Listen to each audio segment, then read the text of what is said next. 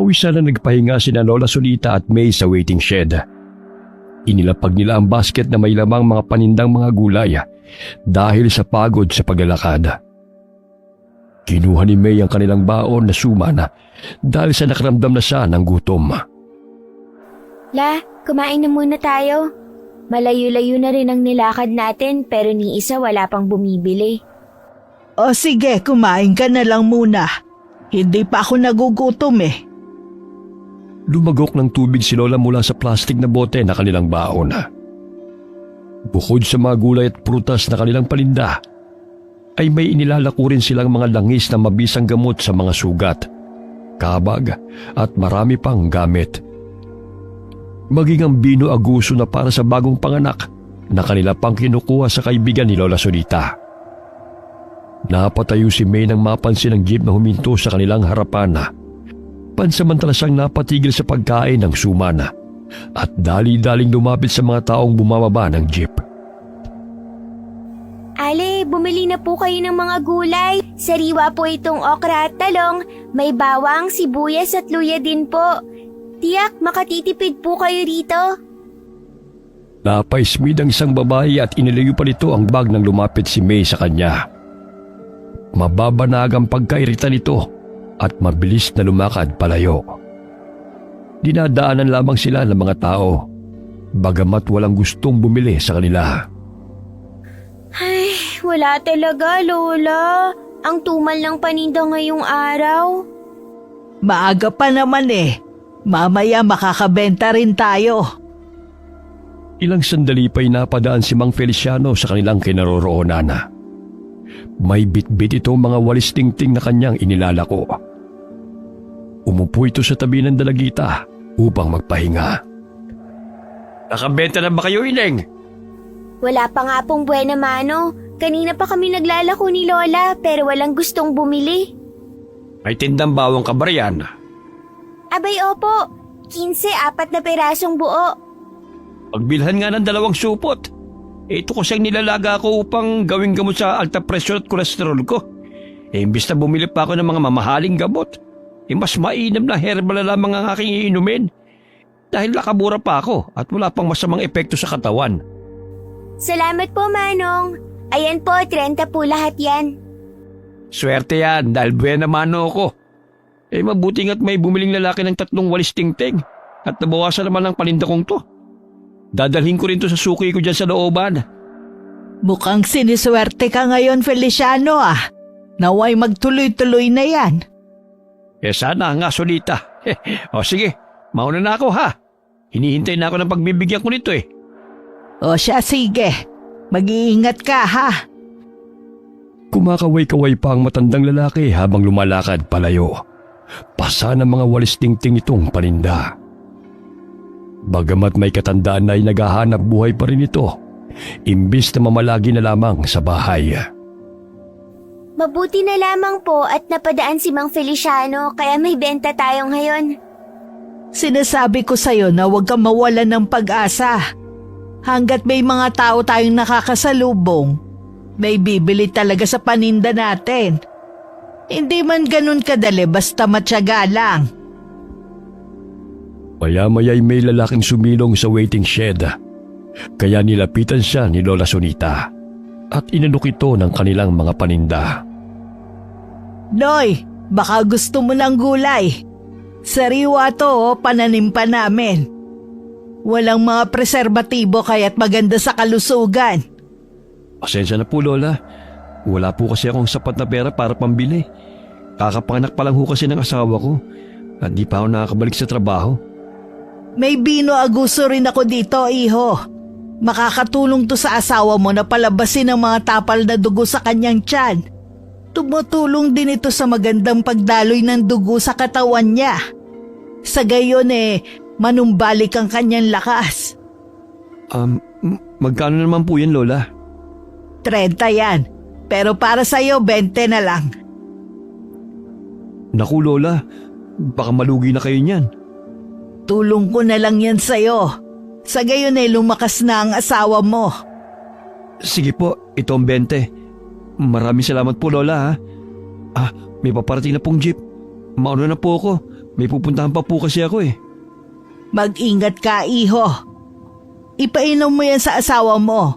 Siguradong lalakas siya dyan. Konti na nga lang ang tubo natin. Parang ipinimigay mo na lang yung Bino Aguso, Lola. Hayaan mo na. Ayos na yung may 5 piso pa tayong tinutubo kesa naman sa wala. Napakamot na lamang ng ulo si Maya dahil sa napakamawain ng kanyang lola. Mula pagkabata ay si Lola Sunita na ang nag-alaga sa kanya. Iniwan siya ng kanyang ina kay Lola dahil magtatrabaho ito sa ibang bansa. Ngunit nang inasawa ng kanyang amo ay hindi na ito bumalik ng Pilipinas at tuluyan na siyang kinalimutan. Hiwalay ang kanyang ama't ina. Ang kanyang ama naman ay unang nagkapamilya. Ang pagkakaalam ni Lola Sunita ay naninirahan ito sa Pampanga. Matandang dalaga si Lola Sunita na tiyahin ng ina ni Maya. Wala nang nagawa si Lola nang iwan ng pamangkin ng 2 taong gulang lamang noon na bata. Lumipas ang 10 taon na, ngunit hindi pa rin binabalikan si May ng kanyang ina. Nalaman na lamang ni Lola Sunita na nagkapamilya na si Erisita dahil sumulat ito na hindi na ito makakauwi ng Pilipinas. Labis ang awa ni Lola Sunita kay Maya dahil tuluyan na itong inabandona ng sariling mga magulang.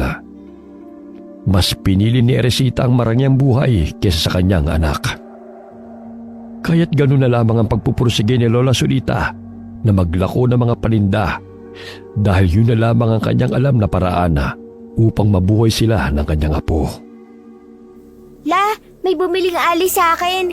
3 supot po ng kalamansi, tsaka hindi niya nakinuha yung sukli.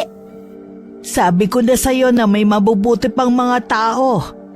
Kahit karamihan iniiwasan na tinataboy tayo. Opo nga po eh. Sana makita ko ulit siya sa susunod na araw para madaling maubos itong paninda natin. Umidilim na, kaya sumakay na silang 2 sa bus na huminto sa kanilang harapan. Maraming pasahero, kaya't maging si Lola Sunita ay nakatayo na lamang. Napasulyap siya sa babaeng buntis na nasa kanyang tabi.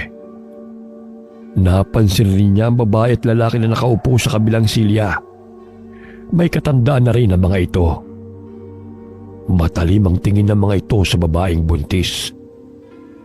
May kinuhang dahon si Lola sa loob ng kanyang basket at kinuyumos niya ito. Pinagsama niya ang dahon ng atis at kalamansi, kaya't gumawa yun ng mabantot na amoy.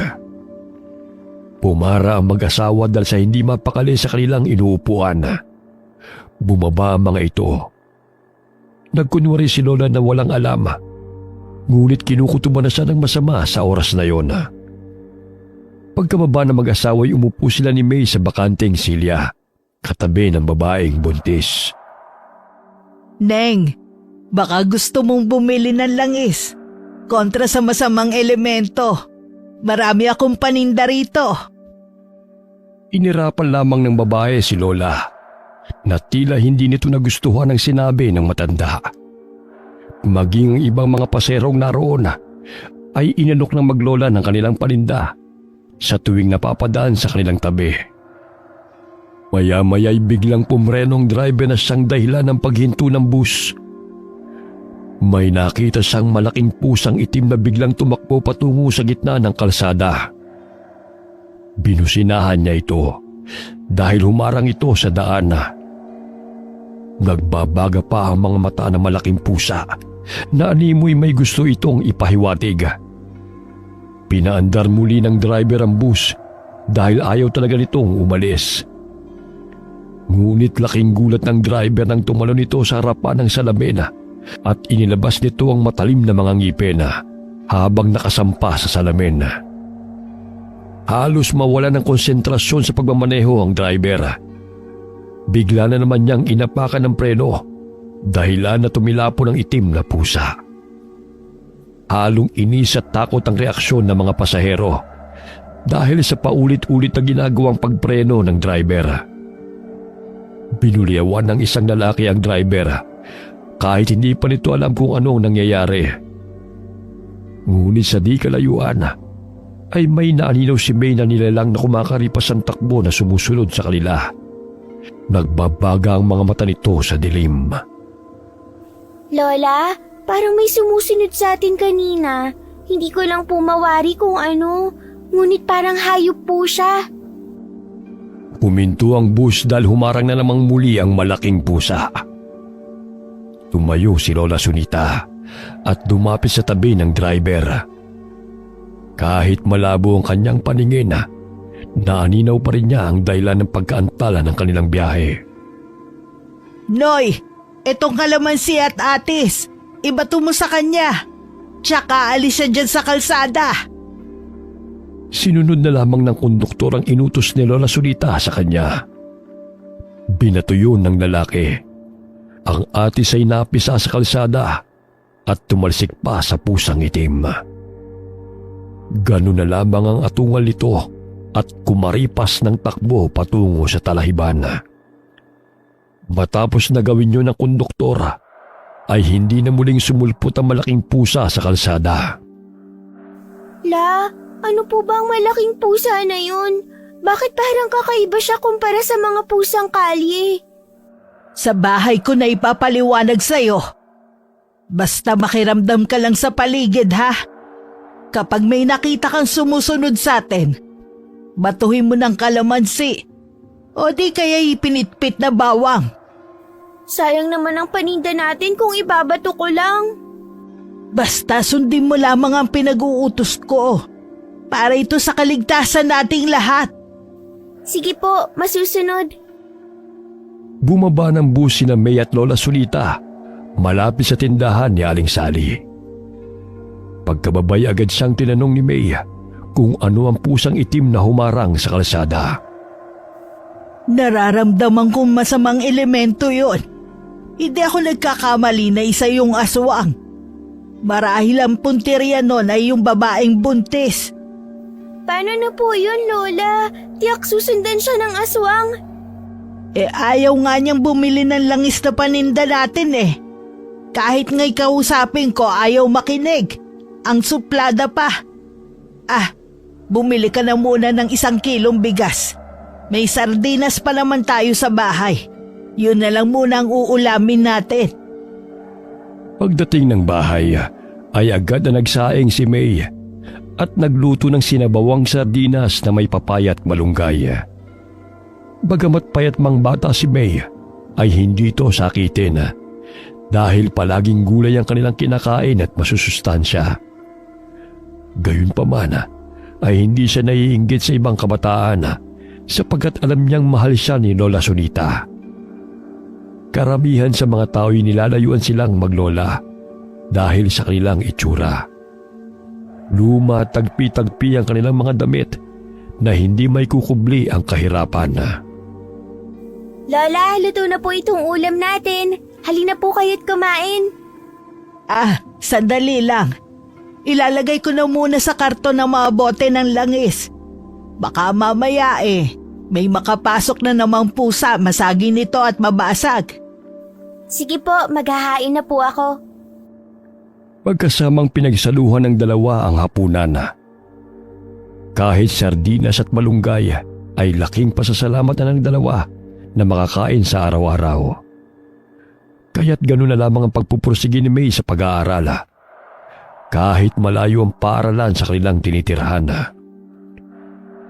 Mahigit 1 oras ang kanyang nilalakad patungong paaralan. Ngunit hindi yun naging hadlang upang siya'y makapag-aral. Pagkatapos mong kumain, magpahinga ka na, ha? Ako na maghuhugas ng pinagkainan natin. Ikaw po ang magpahinga, Lola. Ako na ang gagawa niyan. Alam kong pagod ka rin. May pasok ka pa bukas. Siya nga pala. Ngayon ko lang naalala na napunit pala ang palda mo. Huwag niyo na pong alalahanin yan. Ipapatahi ko na lang po kay Aling Ana.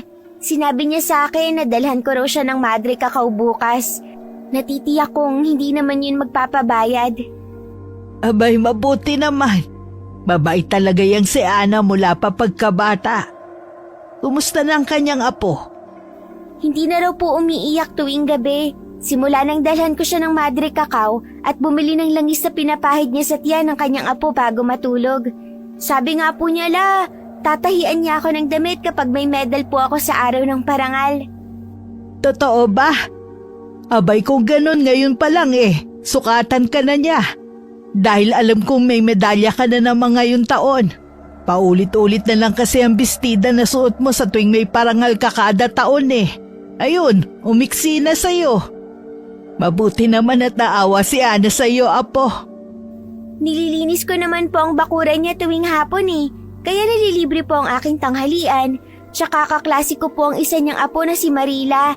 Medyo mahina po sa asignaturang matematika, kaya tinuturuan ko kapalit ng papel at lapis. Maalam at madiskarte ka talagang bata. Pagkatapos mo maghugas ng pinggan, magpahinga ka na ha. Bukod sa mga gulay, ay nagtitinda rin sina Lola Sonita ng mga langis na gawa sa tanglada, halamang aguso at Madre Cacao. Pantaboy yun sa masasamang elemento at mga aswanga dahil sa malangto o mabantot na amoy, dahilan na hindi matatagalan ng mga aswanga. Ang paggawa ng mga langis ay tinuro pa ng ina ni Lola Sonita sa kanya, sapagkat isa rin itong manggagamot. Tanging si Lola Sonita at ang bunso nitong kapatid na lamang na si Lolo Enzo ang nabubuhay sa 6 na magkakapatid. Ngunit si Lolo Enzo ay naninirahan sa Iloilo, kasama ang mga anak ito. Palaging dinadalhan ni May si Aling Ana ng halamang Madre Cacao o kakawete, sapagkat inilalagay niya ito sa ilalim ng banig na tinutulugan ng kanyang apo. Dahil madalas itong nagigising tuwing hating gabi at umiyak na hindi nila alam kung ano ang dahilan. Pakiramdam ng ginang, may masamang elementong umaaligid sa kanilang bahay. 6:00 pa lamang ay umaalis na ng bahay si Maya. Bit-bit ang mga paninda nitong mga gulay at mga bote ng langis na maaaring ibenta sa kanyang mga guro at bahay na madadaanan. 8:00 pa naman ang kanilang klase, ngunit maaga siyang umaalis upang tunguhin ang paaralan. Magandang araw po, Aling Ana. Nandito na po ang Madre Cacao na pinapadala ninyo. Dinamihan ko na po, hindi naman po madaling malantayan. Napangiti ang ginang kaya't inabutan niya ng pandesal si Maya upang may makain ito sa eskwela. Bukod doon ay binalutan niya ng kanin at isda ang dalagita upang may pananghalian ito. Pinatahi niyang napunit na palda kay Aling Ana.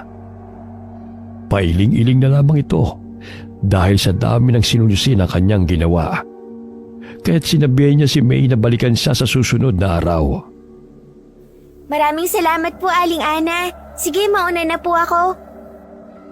Marami ng mag-aaral ang lumalakad patungong paaralan. Madalas ay pinagtatawanan siya ng mga ito dahil sa tagpi-tagpi niyang uniforme.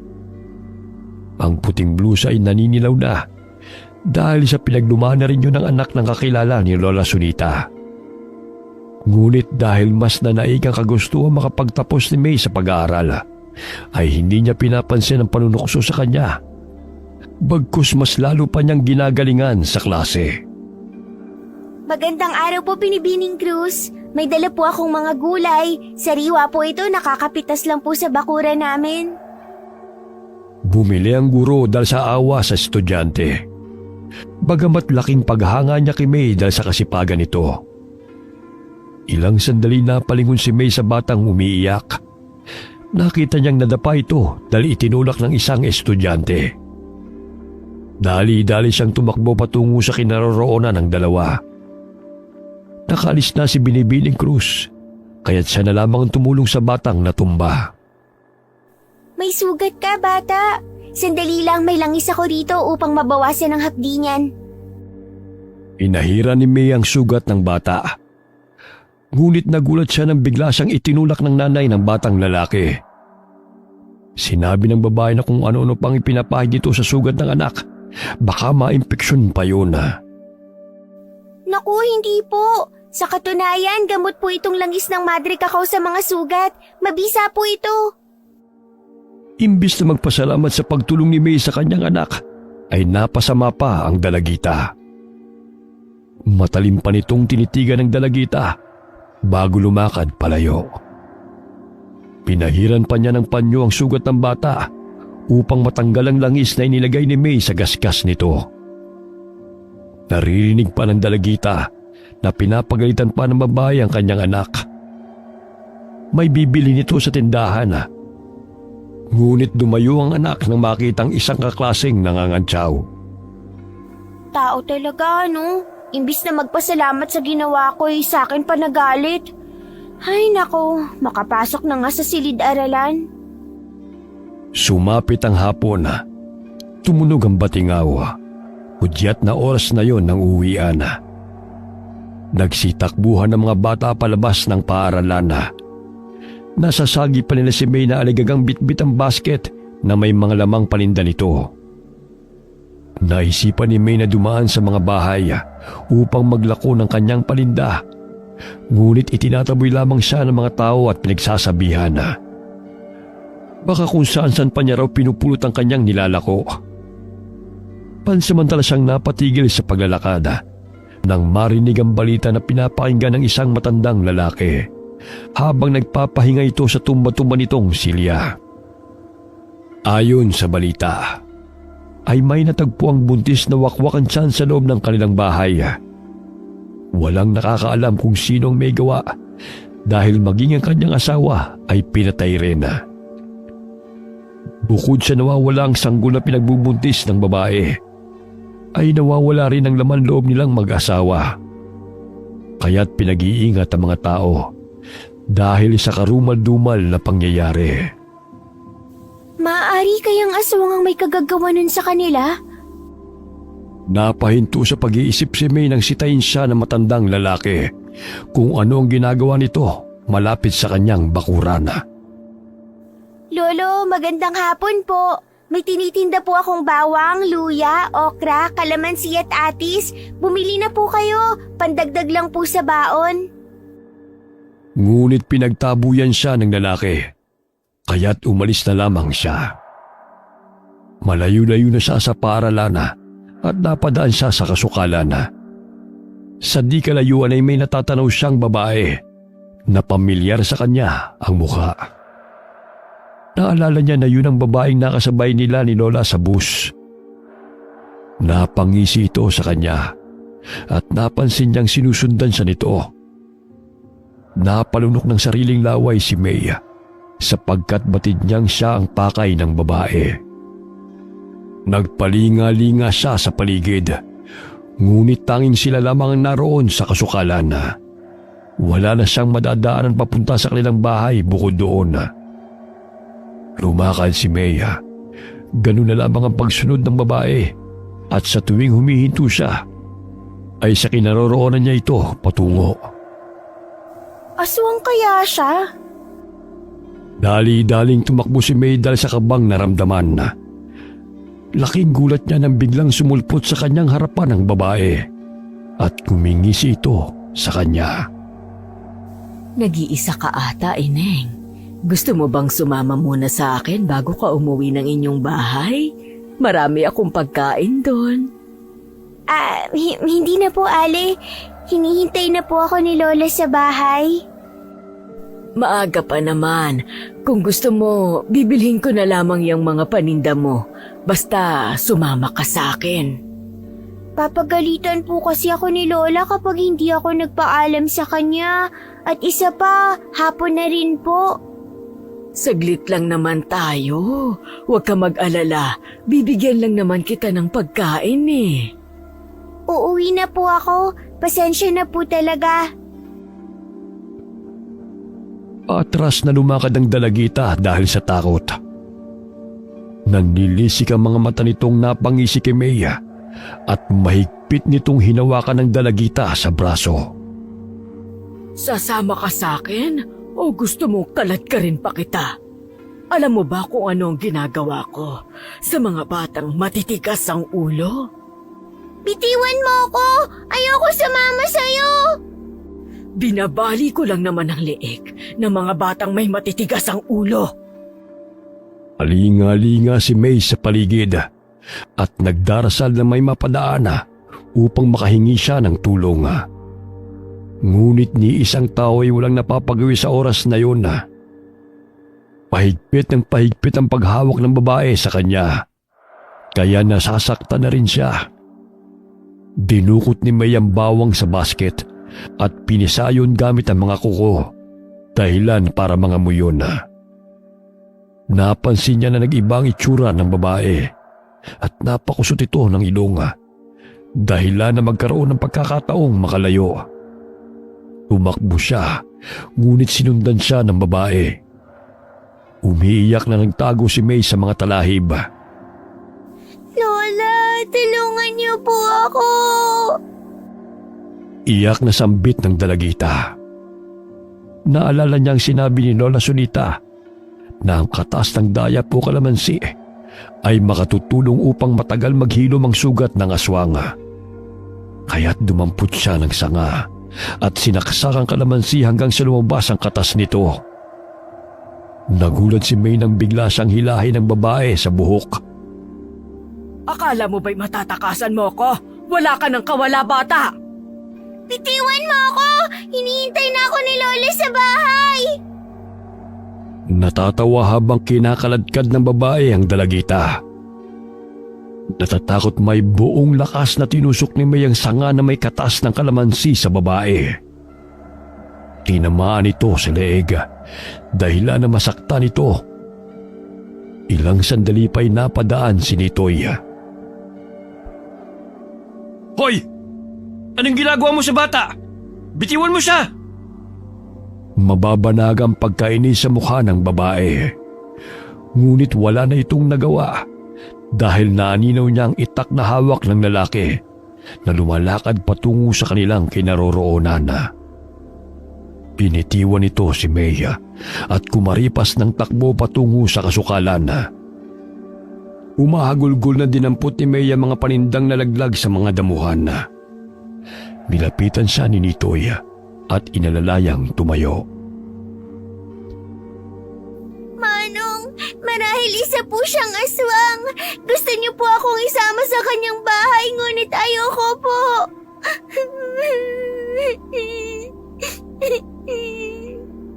Tumahan ka na. Ihahatid na kita sa inyo. Hindi pa rin tumitigil sa kakaiyak si May hanggang sa makarating sila ng bahay. Mabuti na lamang ay napadaan si Nitoy sa lugar na yon upang maghanap ng mga kahoy na gagawing uling. Malayo pa lamang ay natatanaw na ni Lola Sunita ang kanyang apo kasama si Nitoy. Oh, bakit ganyan ang itsura mo, May? Ano nangyari sa iyong bata ka? Nakita ko pong kinakaladkad siya ng babaeng pinaghihinalaan niyang aswang. Mabuti na lamang napadaan ako. Kaya ayun, binitiwan siya nito. Ay, Diyos ko. Halika't gamutin natin ang mga galos mo. Hindi nagawang magsalita ni May dahil sa labis na takot. Kaya't napayakap na lamang siya kay Lola. Nakilala ni Lola Sunita ang lalaking naghatid kay May.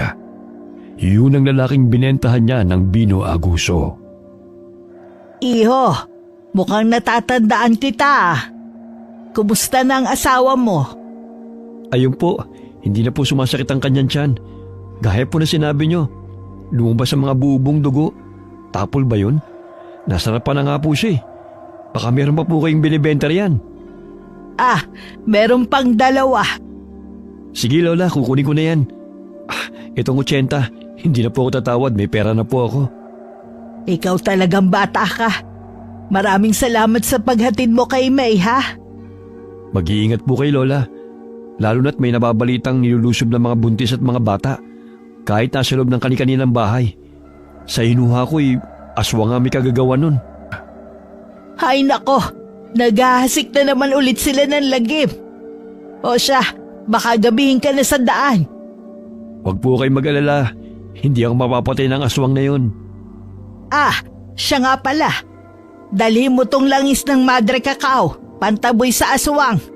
Ihaplos mo yan sa anak mo. Tsaka dalhin mo rin itong manunggal. Ihampas mo sa aswang sakaling makasalubong mo. Hindi niya kaya yan dahil mapapaitan siya. O sige po Lola, maraming salamat po. Agad na umalis si Nitoy. Sa danay pinakikiramdaman niya ang paligid. Baka naroon lamang ang babaeng sumugod sa dalagita. Nakakarinig siya ng mga kaluskos, ngunit hindi magawang makalapit sa kanya. Mukhang ang takot sa manunggal ang aswang ah. Ilalagay ko nga ito mamaya sa pintuan. Binalikan ni Nitoy ang mga kahoy na kanyang tinipon sa kasukalan at dinala ito patungo sa kanilang bahay. Agad niyang pinuto ng manunggal o makabuhay na halaman. Inilagay niya yon sa bintana at pintuan upang hindi makapasok ang aswang. Sinalubong siya ng kanyang asawa at kinuha nito ang dala niyang Bino Aguso. Dahil sa inuming yun na may kaunting anghanga, ay naging gamot na rin sa kumakata nitong lalamunan. Naging mahimbing rin ang kanyang tulog. Nagustuhan mo na talaga ang tinitinda ni Lola. Huwag kang mag-alala, mahal. Pag naubos yan, ibibili uli kita. Hinalikan niya sa noo ang asawa. Mahimbing na ring natutulog ang kanilang mga anak. Malapit lamang ang kanilang bahay sa Biyanana, kaya kahit papano'y nakabalik siya ng trabaho dahil may nakakasama ang kanyang asawa at mga anak. Minsan ay nangunguling siya kapag wala pang trabaho bilang karpintero. Malalim ang mga sugat mo sa braso, Apo. Teka't magdidikdik muna ako ng dahon ng madre cacao.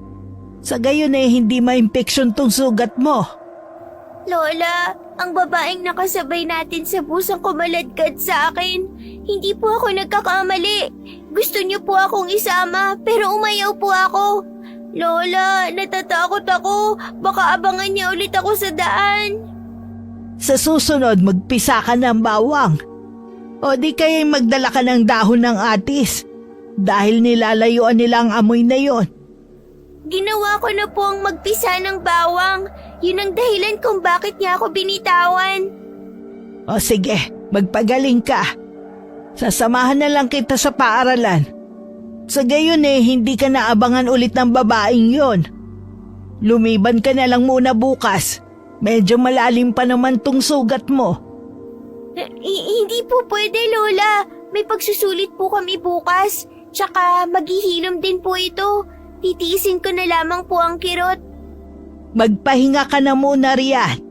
Malapit na maluto ang langkang nilagyan ko ng dilis. Alam kong paborito mo tong langka eh. Ang bango nga po. Matapos kumain ay nakatulog si May. Ramdam ni Lola na may masamang elemento sa paligid. Kaya't binudbud niya sa nagbabagang apoy sa pugo ng kamangyana. Pinatuyong hinimay na dahon ng madre cacao at makabuhay na halaman. Sa pamamagitan ng usok ay mababahuan ng aswang at hindi makakalapit sa kanilang bahay. Sa di kalayuan ay nangangati ang aswang at walang humpay na kinakamot ito ang katawan dahil sa usok na nalalanghap at sumasabay sa ihip ng hangin.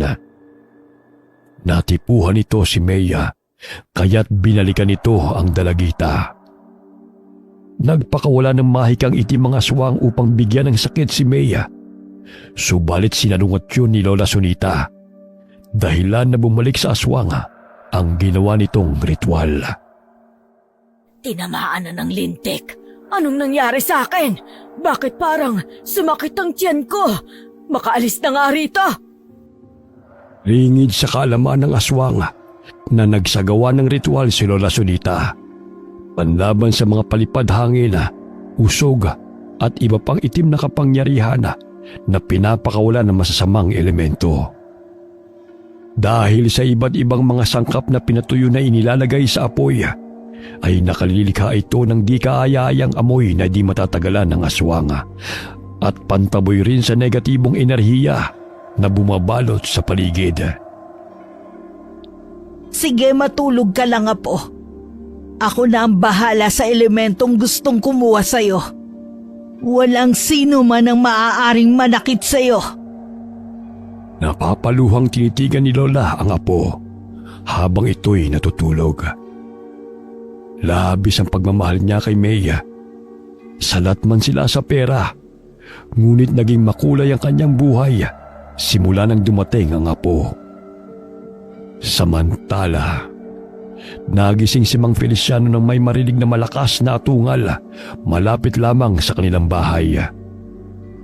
Sumilip siya sa siwang ng kanilang dingding at naaninaw niya na may nakatuwad na nilalang na nakatingin sa kanilang bahay.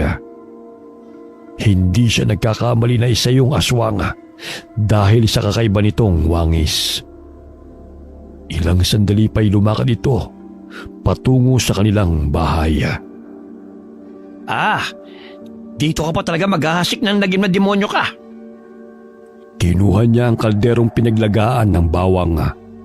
Mainit-init pa yon na kanyang ininom. Sa bahay nila natutulog ang 3 taong gulang na kambal na apo dahil nakasanay na nitong makasama si Mang Feliciano. Ang isang kambal ay nasa mga magulang nito. Nakiramdam ang aswang sa paligid. Palinga-linga pa siya, baka may taong makakita sa kanya. Napangisi pa ito nang ibuka ang bibig. Naanimoy hinihigop nito ang enerhiya ng bata. Lingid sa kalaman ng aswang na kinarga ni Mang Feliciano ang apo at inilipat sa kama katabi ng asawa. At siya ang humiga sa sahig. Sa paghigop ng enerhiya ng bata ay unti-unti magkakasakit ito na humahantong sa kamatayan. Walang ano-ano'y itinarak ni Mang Feliciano ang kanyang karet sa siwang ng kawayan, kaya't bumaon yon sa ilong ng aswang. Binuhusan rin niya ng mainit-init na tubig na pinaglagaan ng bawang. Ganun na lamang ang palahaw ng aswang at pilit na binubunot ang patalim na bumaon sa kanyang mukha. Hindi magkamayaw ang aswang, kaya't tumakbo ito palayo nang matanggal ang patalim sa kanyang mukha. Nalapnos din ang balat ng aswang dahil sa mainit na tubig na pinaglagaan ng bawang na binuhos sa kanya.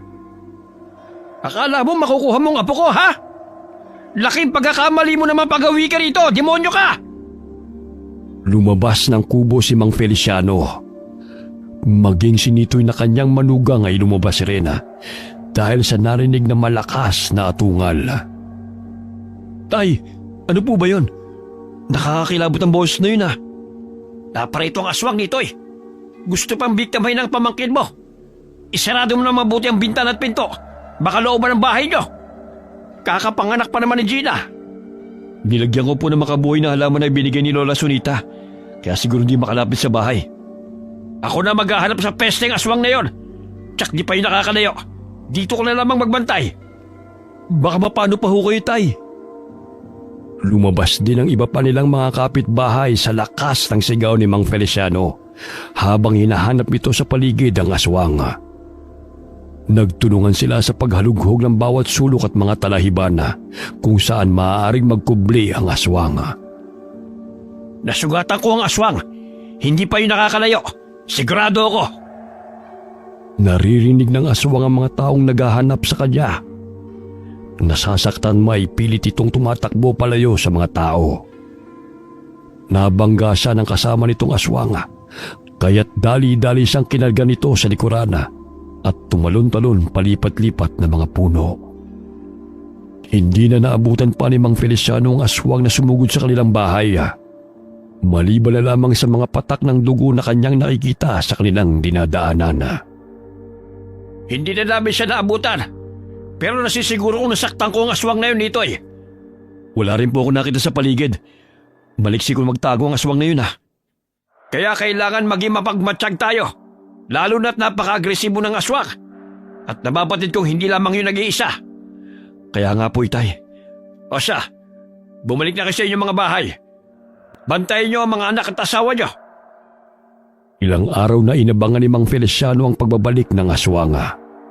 Ngunit bigo silang mahuli ito. Sinasamahan na rin ni Lola Sunita si May sa eskwelahan at doon na lamang naglalako ng mga paninda sa mga kabahayan.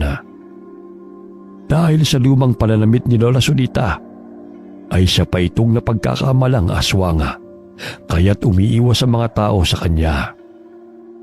Ay, Neng, may kalamansi at mga sangkap ako sa pagluluto rito. Mura lang para sa'yo. Ngunit tumingin na lamang sa kanya ang babae at nagpatuloy din sa paglalakad.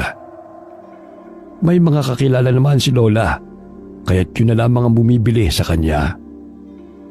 May nagtitinda ng mga kakanin malapit sa paaralan at naging kaibigan ng mga nanay ng mga estudyante. Magiliw ang babaeng ito at palakaibigan. Ayon sa nakakakilala kay Adela, nasa kabilang baryo ito naninirahan. Ngunit nakapwesto ito malapit sa paaralan dahil pamangkin ito ng dating prinsipal na namayapa. Ang masayang mukha ay napalitan ng inis nang napadaan si Lola Sunita sa kanyang pwesto. Sinabihan niya si Lola na kung maaari lumayo ito sa kanya dahil nababahuan umano siya sa matanda. Maging ang mga nanay ng mga mag-aaral na tumatambay roon ay pinaalis si Lola. Hay nako, wala na talagang respeto mga kabataan ngayon. Ibang-iba sa kapanahunan namin. Nakasalubong ni Lola Sunita si Nitoy na susundo sa anak nito. Nag-uusap sila at doon napag-alaman ni Lola na sinugod ng aswang ang bahay ng kanyang biyanana. Magkakilala kami ni Feliciano. Malugang ka pala niya. Opo, Lola. Kaya nga ho susunduin ko yung anak kong nasa 3 baitang eh. Natatakot po ako na baka umaaligid lang ang aswang. Mabuti nga po't narin lang po ako. Nagkakarpentero sa kabilang kanto. Talamak na talaga ang mga masasama sa ngayon. Malaki po talaga ang tulong ng mga langis at mga halaman na pangontra sa aswang na ibinigay niyo sa akin. Meron pa akong ginawa rito, iho. Abot to ng pinaghalong mga halamang gamot ng kakawate, aguso. Nilagyan ko rin ng manunggal. Gamot to sa mga sugat, kate at galis aso. Maaari mo itong gamitin na pangontra sa aswang. Ilagay mo lang sa apoy hanggang sa makalikha ng usok. Sige, Lola. Kukuha po ako. Kamusta na po si May? Ayun, ayaw talagang lumiban sa klase. Dahil may pagsusulit raw sila. Kaya dito muna ako. Kasi matumal talaga ang bentahan. Dahil itinataboy ako ng mga tao. Napagkamalan pa nila na ako ang aswang. Nako, sa ganda mong yan, Lola. Malayo na ikaw ang aswang. Nagkatawanan sina Nitoy at Lola Sunita. Ilang sandali pa'y lumabas na ng gate ang mga mag-aaral. Iniiwas ng mga magulang ang kanilang mga anak kay Lola Sunita. Patakbong tinungo ni May ang kinaroroonan ni Lola. Apo, pinapupunta pala tayo ni Ana sa kanyang patahian. May ibibigay raw siya sa iyo. Talaga po ba, Lola? Iho, mauna na kami ha. May pupuntahan pa kasi kami ni Kimay eh. Mag-ingat po kayo, Lola. Ikumusta mo na lang ako kay Feliciano ha. Tumango ang lalaki at lumakad na rin ito palayo nang makita ang anak. Dahil sa balita tungkol sa aswang, ay hinahatid sundo na ng mga magulang ang kanilang mga anak sa paaralan. Dumiretso maglola sa bahay ni Aling Ana. Ganun na lamang ang tuwa ni Kimay nang ibigay ni Aling Ana ang tinahin nitong bagong bestida na mula sa mga retaso sa kanyang patahian. Naku, ang ganda po nito, Aling Ana. Mataas po ang grado ko sa pagsusulit kanina. 1 buwan na lang po. Tiyak masusuot ko na po ito. Ang ganda ng kulay rosas na bestidang yan. Maraming salamat sa iyo, Ana. Kung ako lang hindi ko maibibili ng ganyang kagandang damit si May. Mababanag ang saya sa mukha ng ginang nang makita ang kasiyahan sa mga mata ni May at Lola Sunita. Napalapit na rin ang maglola sa kanya, kaya kahit papano'y gusto din niyang mapasaya ang mga ito. Tinahian rin niya ng bagong bestida si Lola. Halos tumalon sa tuwa si Lola nang makatanggap ng regalo. Sumapit ang gabi. Nakarinig ng mga kaluskos si Nitoy sa paligid. Sumilip siya sa bintana, ngunit wala naman siyang nakita. Palakas ng palakas ang mga kaluskos na animoy pabalik-balik lamang sa paligid. Batid niyang hindi magawang makalapit ang aswang dahil sa mga pangontrang inilagay nito sa paligid ng kanilang bahay. Kumaripas ito ng takbo palayo nang ilagay niya sa kanilang bakura ng baon ng nyog na may lamang apoy at doon niya ibinudbud ang abo na gawa sa sangkap ng mga halaman. Nalinaw niya na mahaba ang buhok nito. Hindi siya nagkakamali na isa itong babae dahil sa nakalaylay nitong dibdib at naglalangis pa ang buo nitong katawan. Sige lang, lumapit ka kung makakayanan mong amoy. Mabango ang amoy ng kamangyan na nilagyan ng abong sangkap. Ngunit sa mga aswang ay nakakahilo ito na halos hinahalukay ang kanilang mga sikmura. Buwisit talaga ang matandang yon. Kailangan niyang mawala sa aming landas upang malaya naming magawa ang pagsugod sa mga kabahayan. Nasaktan na ang aking ama. Hindi ako papayag na maging ako o si Inang ay magapi ng mga tao. Dahil nananalaytay sa dugo ni Lola Sonita ang pagiging manggagamot, nararamdaman niya na bumabalik na naman ang mga aswang upang maghasik ng lagim sa baryo. Gusto niyang tulungan ang mga tao, ngunit tinataboy lamang siya ng mga ito. Maging ang kanyang mga paninday tinatapon at napagkakamalan pa na siya ang aswang. Nakatagpo ang aswang ng bahay na walang pangontra. Kaya pangisi siyang sumampa sa bubungan. Hinawi niya ang pawid ng bubong at doon tumambad sa kanyang harapan ang mahimbing na natutulog na mag-asawa kasamang dalawa nitong mga anak. Inilabas nito ang dila.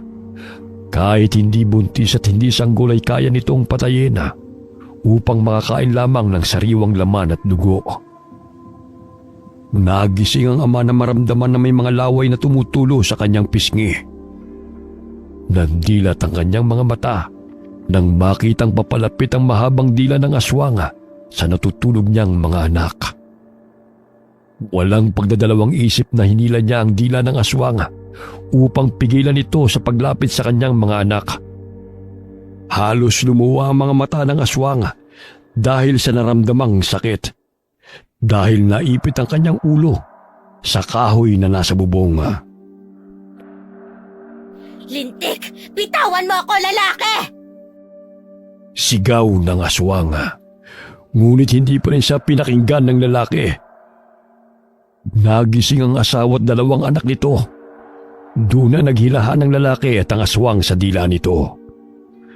Ayaw bitiwan ng lalaki ang dila ng aswang hanggang sa mahulog ito sa kanilang tinutulugan. Nagpambuno ang aswang at ang lalaki. Ganun na lamang ang palahaw na mag-iina. Sinabihan sila ng lalaki na humingi ng tulong sa kanilang mga kabaryo. Natatakot may sinunod na mag-iina ang pinag-uutos ng kanilang ama. Hanggang sa mapadpad sila sa bahay ni Lola Sonita. Umahango silang humingi ng tulong sa matanda at ipinagbigay alam nila kung ano ang nangyari. O siya, May, dumito na kayo ng mga bata. Huwag niyong hayaan na maubos ang apoy sa pugon at wisik-wisikan mo ng abong sangkap ang apoy. Sa gayon ay hindi kayo magalaw ni Numan. Opo, Lola. Umiiyak ang dalawang bata habang nakayakap kay May. Ang isa ay kaklase pa niya. Ang bahay ni Lola Sonita ang pinakamalapit na kanilang mahihingan ng tulong. Dinala ni Lola Sonita ang lahat ng mga gamit na maaaring pangontra sa aswang. Kumuha siya ng manunggal o makabuhay na halaman upang ipanghampas sa aswang. Napagtanto ng babae na hindi si Lola Sonita ang aswang na ipinagkakalat ng ilang mga magulang sa paaralan. Kaya humingi siya ng paumanhin sa matanda sa mali niyang paniniwala. Huwag kang mag-alala, Ineng. Ang importante sa ngayon, maililigtas natin ang iyong asawa. Ito ang madre kakao at dahon ng atis. Gumawa ka ng katas at ipahid sa iyong katawan upang layuan ka ng aswang. Gamitin mo rin itong makabuhay upang gawing sandata laban sa aswang. Naaninaw ni Lola Sunita na dinadaganan ng aswang ang lalaki. Naroon na sila sa bandang hagdana, kaya't kumuha siya ng bunga ng atis sa kanyang basket at binato ang ulo ng aswang. Hinog na yun kaya't napipisa sa tuwing tumatama sa katawan ng kanilang kalaban. Buwisit kang matanda ka! Kahit kailan ay wala ka ng tamang ginawa! Tatakas na sana ang aswang, ngunit hinila ng lalaki ang kanyang buhok at inuntog-untog ang kanyang ulo sa hagdan. Nahihilo na ang aswang dahil sa amoy ng atis at pausok na ginagawa ni Lola. Bagamat patuloy niya itong nilalabanan upang makatakas sa lugar na yon. Dahil sa malangis ang kanyang katawan ay nabitiwan siya ng lalaki at nagtagumpay itong makaalis sa naturang lugar. Maraming galos at sugat na natamo ang lalaki, kaya't inalalayan siya ni Lola Sunita at tinapalan ng mga halamang gamot ang mga sugat nito. Napadaan ang aswang sa bahay ni May. Naririnig niya ang iyakan ng mga bata, kaya't naisipan niyang puntahan ng mga ito. Ganun na lamang ang palahaw ng mga bata nang buksan nito ang bintana, subalit sinabuyan siya ni May ng asin at abong sangkap. Ganun na lamang ang palahaw nito, nawari na papaso. Sige, lumapit ka! Akala mo ba'y natatakot ako sa'yo? Isasaksak ko itong karet kapag hindi ka lumayo! Nagdalawang isip ang babaeng aswang na lumapit dahil nakikita niya sa mukha ng dalagita ang tapang at hindi patitinag sa kanya. Hinampas-hampas siya ni May ng makabuhay na halaman dahilan na masakta ng aswang. Paika-ika itong kumaripas ng takbo patungong kasukalan. Huwag na kayong umiyak! Wala na siya! Nawili sa paggamot ng mga sugat ng lalaki si Lola. Ilang sandali pa'y naalala niya ang kanyang apo at ang dalawang bata sa kanilang bahay. Kailangan na nating puntahan ng mga bata. Baka mapagawiro ng aswang.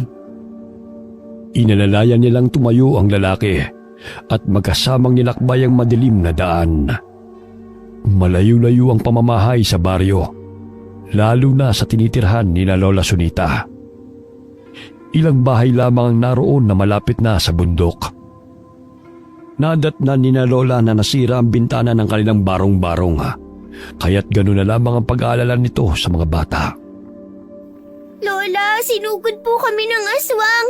Kaya lang natakot po siya sa mga halamang sangkap na isinabay ko sa kanya. Kaya hindi niya po kami nasaktan. Salamat naman kung ganon.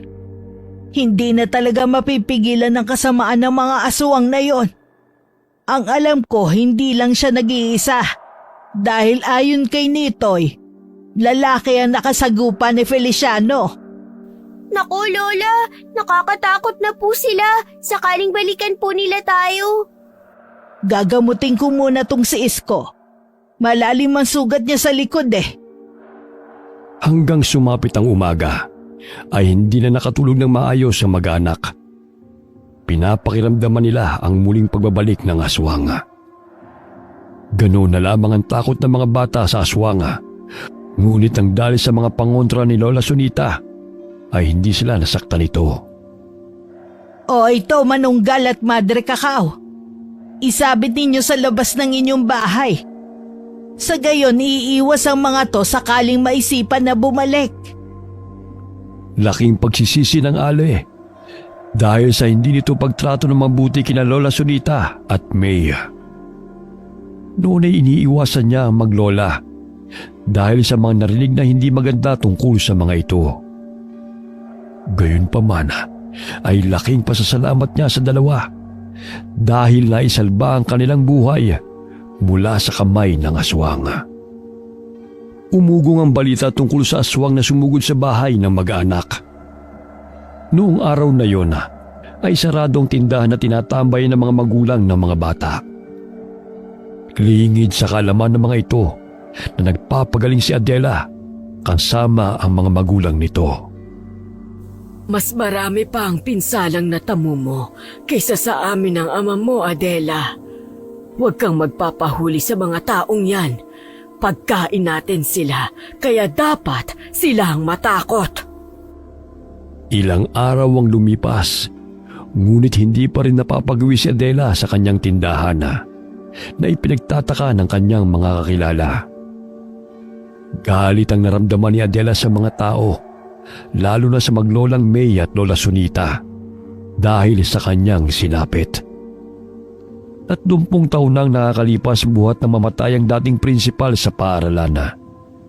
Naging palaisipan noon sa mga tao kung ano talaga ang hinamatay nito, dahil malakas naman ito tuwing pumapasok sa paaralan.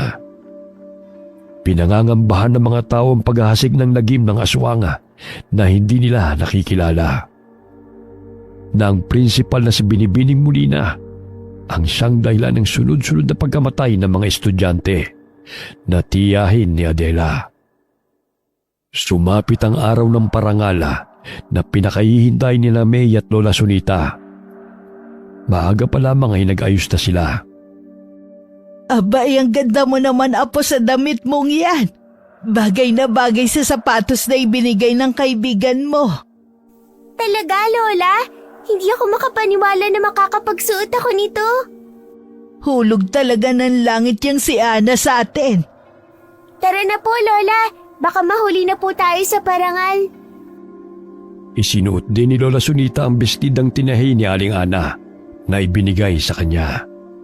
Bagamat may parangal man sa paaralan, hindi pa rin niya nakalimutan na dalhin ang mga sangkap na pangontra sa aswang sakaling gabihin sila sa pag-uwi.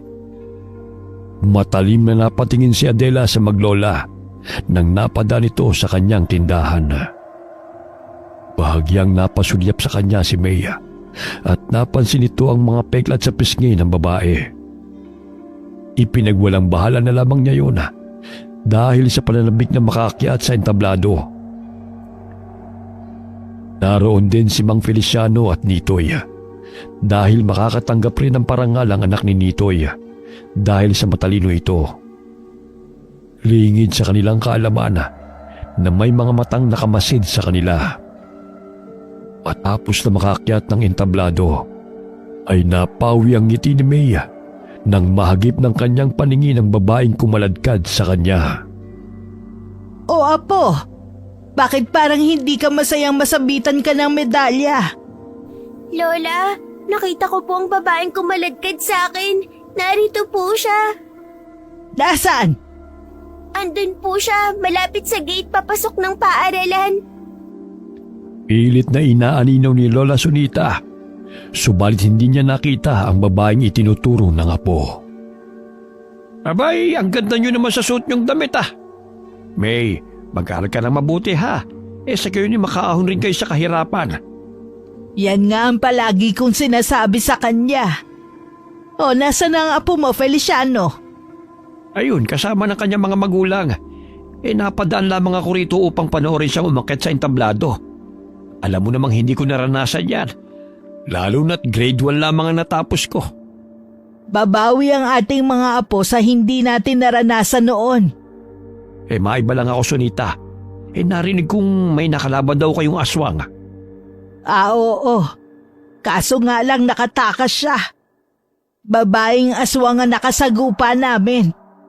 Marahil magkasama sila ng lalaking aswang na aking nakalaban. Kinakailangan natin puksain ang mga halang na kaluluwa ng mga aswang na yun. Natatakot na ang mga bata dahil kahit sa loob ng bahay ay lumulusob sila. Kinalabit ni May si Lola Sunita at itinuro na naman ang babae. Nagtama ang kanilang mga paningin hanggang sa humalubilo ang babae sa maraming tao at nawala sa paningin ni Lola. Huwag ka matakot, Apo. Hindi ako papayag na saktan ka ulit ng babaeng yon.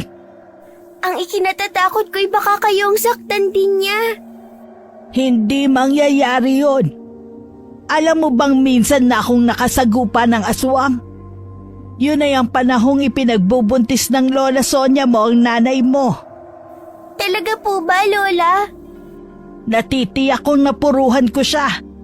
Dahil nasaksak ko siya ng tansong patalim sa ulo malapit sa tenga. Hindi ko nga lang nakita ang kanyang bangkay dahil nakayanan pa nitong makatakas. Inimbitahan ni Mang Feliciano sina May at Lola sa munting salo-salo sa kanilang bahay. Pinaunlakan naman yon ni Lola. Salamat naman kung ganon. Sa katunayan wala namang kami handa ni May eh. Nagluto kasi si Gina ng pansit. Kahit kaunting salo-salo lang iayos na. Nagkatay rin ako ng 3 manok. Tiyak luto na ang tinola ni Mrs. pagdating natin ng bahay. Abay, pinaghandaan niyo talaga ang araw na to ah. Habang masayang kumakain, ay natanaw ni May mula sa bintana ang isang babae na nakamasid sa kanilang kinaroroonan. Animoy sinusundan sila nito kahit saan man ito magpunta. Lola, andyan na naman siya oh. Napatingin sina Lola at Mang Feliciano sa labas ng bahay. Do'y naaninaw nila ang babaeng matalim na nagmamasid sa kanila. Kaya't dali-daling lumabas ang Ginoo upang tanungin kung ano ang pakay nito. Subalit tumakad ito palayo. Pambira namang babae yon. Kung may kailangan lumapit siya. Hindi yung tipong mananakot. Kung siya nga ang aswang, matakot nga siya sa pinatalas kong itak. Handang-handa ka na talagang kapasin ng paa ng aswang taya. Wag lang siya magkakamali. Bubutasin ko talaga ang ulo nun. Wala na talagang kadala-dala. Nung isang araw lang may narinig akong pinasok na bahay sa Karatig Baryo. Namatay daw ang 2 taong gulang na bata. Nakatakas ang nanay, ngunit napilayan naman to. Meron pa ba kayong abong sangkap? Marami-rami pa po, Lola. Bukod sa pantaboy ng aswang, ay pampahimbing din to ng tulog. Hinatid ni Nitoy sina Lola at May sa tinitirhan nito matapos ang salo-salo. Habang papauwi, ay nabangga ng lalaki si Adela. Kakilala nito ang babae na siyang nagtitinda sa labas ng paaralan. Nanindig ang mga balahibo ni Nitoy sa hindi maipaliwanag na kadahilanan. Hahawakan sana siya ng babae sa noo, ngunit bigla niyang nahawi ang kamay ng babae. Ano bang kailangan mo? Kanina pa kita napapansin na sumusunod sa amin.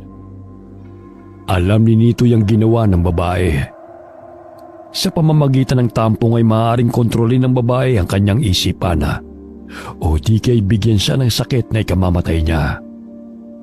Tinulak niya ang babae at napahawak siya sa kanyang patalim na nakasukbit sa kanyang tagiliran. Biglang napaatras si Adela at tinitigan ito ng matalim si Nitoy. Ilang sandali lumabas ng talahayba ng ina nito at pangising lumapit sa lalaki. Naaninaw ni Nitoy na baliktad ang kanyang replika sa mga balintataw ng mga babaeng kanyang kaharap. Pagtiisan na muna natin ang isang ito bago natin sugurin ang matandang pakailamera. Ikaw! Nakikilala kita! Ano ang pakay niyo sa akin? Binunot niya ang patalim sa kanyang tagiliran nang akmang lalapit sa kanya ang babaeng may katandaan. Nanlilisik ang mga mata nito na animoy takam na tinititigan siya mula ulo hanggang paa. Sinugod siya ng matandang babae, kaya't itinulak niya ito. Hindi mawari ni Nitoy ang lakas ng kanyang kalaban, ngunit hinataw niya ito gamit ang patalim. Ganun na lamang ang sigaw ng babae nang masugatan ito sa braso. Pinagtulungan nilang sugurin si Nitoy hanggang magpagulong-gulong si Adela at Nitoy sa damuhan. Hindi nagpatinag si Nitoy sa babaeng sumusugod sa kanya. Naalala niya ang abong sangkap na ibinigay ni Lola Sonita. Dinukot niya sa kanyang bulsa at pinunit ang plastik. Dumakot siya at inilapat sa mga mata ng babae ang abong sangkap. Gayon na lamang ang palahaw nito nang mapaitan at mapuwing ang kanyang mga mata. Malakas niyang itinulak ang babae upang makalayo sa kanya. Tumakbo ang matandang babae patungo sa kinaroroonan ni Nitoy. Ngunit bago pa man niya masaktan si Nitoy, ay sinabuyan na siya nito ng abong sangkap. Bahagya itong napatras at mababanag ang takot sa mukha nito. Sige, lumapit ka! Hindi ako magdadalawang isip ng patayin ka! Pati ang anak mo! Kayo ang mga aswang na naghahasik ng lagim sa baryo. Mga halangang kaluluwa na walang awang pumapatay ng tao. Kayo ang marahas sa mga katulad naming aswang. Kayo ang dahilan kung bakit namatay ang aking kapatid. Hindi pa ba sapat ang mga buhay na kinitil nyo upang gawing pagkain? Yun ang papel nyo sa mundo, ang maging pagkain naming mga aswang. Dahil wala kayong ginawa, kundi ang tugisin kami. Dahil pumapatay kayo, kahit ng mga inosenteng bata. Ang dami mong satsat. Wala naman kayong pinagkaiba sa aming mga aswang dahil maging kayo ay makasalanan. Mamamatay tao rin katulad namin. Huwag mo nang itama ang mali. Dahil sa baluktot mong paniniwala, hindi kayo tutugisin kung hindi kayo pumapatay. Inataw ni Nito yung matandang babae gamit ang kanyang itak, ngunit mabilis itong nakailaga. Maging si Adeline nagngingit-ngit sa galit sa lalaki dahil muntik na siyang mabulag sa ginawa nito. Muli niyang sinugod si Nitoy, ngunit sa pagkakataong yun ay nasaksak siya ng lalaki at tatamaan siya sa tiyan. Paulit-ulit siyang inundayan ng saksak ni Nitoy. Hindi pa nakontento ang lalaki. Hinalukay pa niya ang tiyan nito upang makasiguro na mapapatay niya ang kalaban. Sumuka ng dugo si Adela at bumulagta ito sa damuhan. Ganun na lamang ang palahaw ng kanyang ina dahil nakikita nito ang anak na pasinok-sinok na humihingi sa kanya ng tulong. Ano ang ginawa mo sa aking anak? Lapastangan ka! Subukan mo lang galawin ni isa sa pamilya ko. Hindi lang yan ang aabuti mo sa akin. Walang hiya ka. Pagbabayaran mo ang ginawa mo sa aking anak. Biglang tinubuan ng matalim na pangil ang babae. Bumuhaghag ang buhok nito at naglalangis ang buo nitong katawan. Nagpapalit-palit din ito ng anyo bilang malaking pusa habang sinusugod si Nitoy. Ganun na lamang ang paghahanda ng lalaki sa paglapit sa kanya ng kalaban. Hindi mapakali si Lola Sonita sapagkat may nararamdaman siyang hindi kaaya-ayang nangyayari sa paligid. May, gumawa ka nga ng apoy at ilagay mo ang baga sa baon ng niyog. Maghahanda lang ako ng ating gamit at mga sangkap na maaaring panlaban sa masasamang nilalang. Saan ba tayo pupunta, Lola? Basta, may nararamdaman akong panganib. Pakiwari ko'y malapit lang dito sa atin eh. Sige, Lola. Magsisiga lang po ako. Inilagay ni Lola sa bayong ang lahat ng mga sangkap pangontra aswang. Matapos na mailagay ni May ang baga sa baon ng nyoga, ay nilagyan niya yun ng abong sangkap at kamangyana hanggang sa magsimula na itong umusok at mangamoy. Hawak ni May ang dalawang makabuhay na halaman sa isang kamay nito. Sa oras na yun ay hindi siya nakakaramdam ng takot. Kahit alam niyang may susugurin na naman silang aswang. Ang sa isip niya ay tulungan si Lola sa kalaban nito. Gamit ang gasera na nagsisilbing liwanag sa madilim na paligid, ay tinahak nilang dalawa ang daan hanggang sa unti-unting naririnig nila ang mga boses. Parang boses po yun ni Manong Nitoy. Oo nga, halika apo, tulungan natin siya. Hindi pa siya nakakauwi. Tumambad sa paningin ni na Lola Sunita ang nagpapambunong aswang at Nitoy. Pilit na sinasangga ng aswang ang patalim ng lalaki na lumalapat sa kanyang katawan. Ilang sandali pa'y nahagip ng paningin ni Lola ang isa pang aswang. Batid niyang isa yung lalaki. Bagamat matanda ni gusto pa rin itong labanan ng aswang. Ilapag mo muna ang bao dyan sa tabi ng puno at tutulungan ko si Nitoy. La, dumito na po kayo. Baka mapano pa po kayo. Ako na po ang tutulong kay Manong. Nagpiga ng dahon ng madre kakao si May at hinaplos ang katas sa buo niyang katawan. Hawak ang dalawang mahabang makabuhay na halaman na mistulang naging latigo. Kaya ko pong kalabanin at iwasan ng mga aswang na yan. Sapat na itong aking sandata upang matalo sila. Ayokong masaktan ka pa. Tumakbo si May patungo sa kinaroroonan ni Nitoy at ang kalaban nitong aswang. Walang humpay na hinampas niya ang aswang gamit ang mga makabuhay na halaman. Bagamat nasasaktan man ang aswang sa ginagawa ng dalagita, tinitiis nito ang sakit at patuloy na nilalabanan si Nitoy. Binitiwan nito si Nitoy at nabaling ang pansin nito kay May. Tumalon siya sa harapan ng dalagita. Kinakabahan may muli siyang hinampas nito dahilan na napatras ang aswang sapagkat hindi niya nakayanan ng pait at pangangati sa katawan. Anong nakain mo't bigla ka na lamang tumapang bata? Lubayan mo na kami! Namilog ang mga mata ni May nang biglang may bumulusok na lalaking aswang mula sa itaas ng puno malapit sa kinaroroonan ni Lola Sunita. Tila lasing ito nang bumangon dahil pasuray-suray itong lumakad. Animoy lahat ng usok na pinapausok ni Lola mula sa bao ay kanyang nalanghap. Lubayan? Tingnan mo ang ginawa ng walang yang lalaking yan sa aking anak. Sa tingin niyo ba'y lulubayan ko kayo? Hindi man namin kayo mapatay sa ngayon, ngunit titiyakin namin na babalik kami upang patayin kayong lahat. Hindi na nakayanan ng mag-asawang aswang ang pinapausok ni Lola gamit ang abong sangkap at napapaitan sa makabuhay na halamang hinahambalo sa kanila. Tumakbo ang amang aswang patungo sa bangkay ni Adela at kinarga ang anak ng tumakas. Sumunod din ang inang aswang sa asawa nito. Ngunit bago pa man makalayo ay hinampas ng babaeng aswang gamit ang buntot nito si Lola Sunita, dahilan na matumba ang matanda. Umaripas ng takbo si May upang tulungang bumangon si Lola. Ganun na lamang ang kanyang pag-alala. Lola, dahan-dahan lang po. Lokong aswang na yun Aalis na lang, mananakit pa. Sadyang mapanganib ang mag-asawang aswang na yun. Hindi ko sukat akalain na anak niya ang tindera sa labas ng paaralan. Kaya pala sunod-sunod ang mga kabahayang pinapasok ng mga aswang dahil sa tulong ng kanilang anak.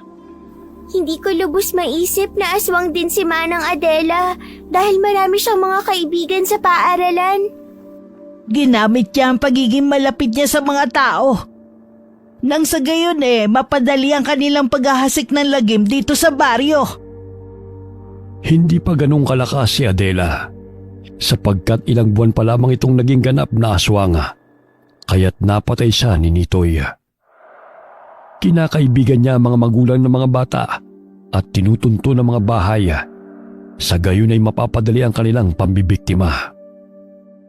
Kaya niyo bang lumakad, Lola? Mabuti pa, doon na ho kayo sa bahay.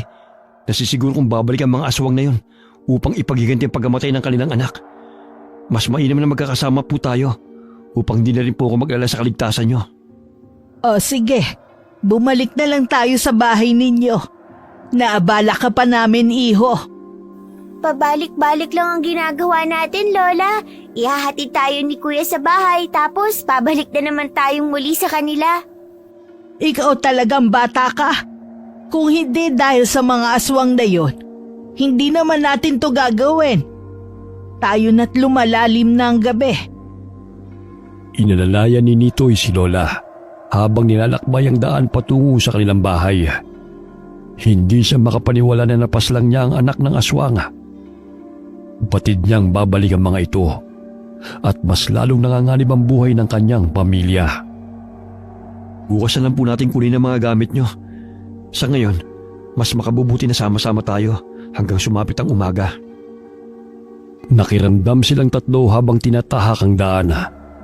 Sakaling biglang sumulpot na naman ang mga aswang. Bagamat nakarating sila ng bahay ng ligtas. Oh, bakit bumalik kayo? Ano nangyari sa'yo Nitoy? Bakit may mga sugat ka?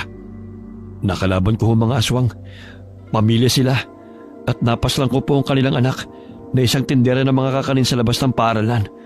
Kung di ako tinulungan nila Lola at May, siguro napatay na nila ako. Kailangang isarado ng mabuti ang lahat ng pwede madaanan ng aswang.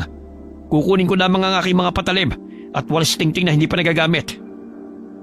Inilagay ni Mang Feliciano sa pintuan ng bagong walis tingting. Sa pamamarang yun ay mahihirapan ang aswang na makapasok sa kanilang bahay. Hindi man kapanipaniwala, ngunit tila may kung anong pwersa na pumipigil sa mga aswang gamit ang walis tingting na nakatayo sa pintuan. Inilatag ni Mang Feliciano ang banig na tutulugan ni na Lola Sunita. Sama-sama silang lahat sa iisang bubong. Sa gayon ay mapoprotektahan nila ang isa't isa. Mas maluwag ang bahay ni na Mang Feliciano kaysa sa bahay ni na Nitoy. May 3 kwarto yun at walang umuuko pa sa isang kwarto. Kaya doon pansamantalang natulog ang maglola. Pagpasensyahan nyo na ang abalang na idudulot namin ni May, ha? Hindi na kayo iba sa amin.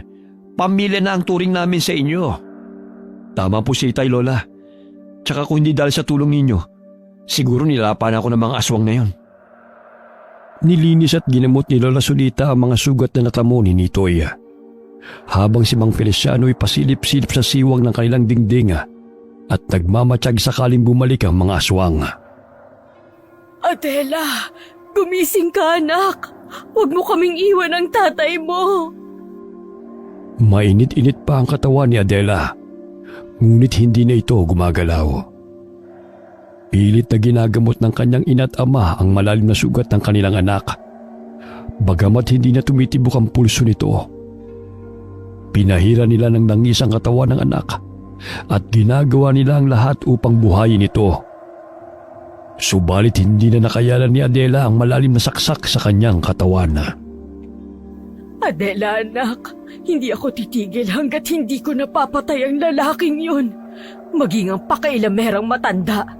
Sisingilin ko sila sa ginawa nila sa'yo.